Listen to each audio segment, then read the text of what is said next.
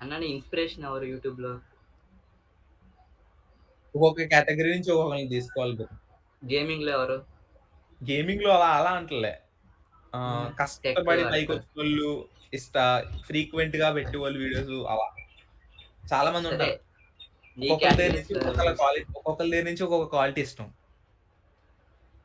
అంటే ఏదో ఒకటి చెప్పు ఎగ్జాంపుల్ ఎవరి దగ్గర నుంచో? ఏదో ఒకటి చెప్పంటే ఇప్పుడు 'అన్వేష్' ఉన్నాడా? హ్మ్.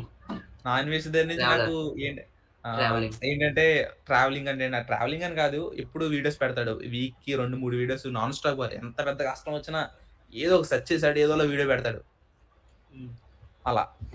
ఇప్పుడు తెలుగు 'ప్రసాద్ టెక్ ఇన్ తెలుగు' అనుకోండి. ఎప్పటి నుంచి హ్మ్. అసలు ఎంత స్టేజ్ నుంచి ఎంత స్టేజ్‌కెళ్ళాడన్నది ఆ ఇన్‌స్పిరేషన్ ఒక దగ్గర నుంచి వస్తది.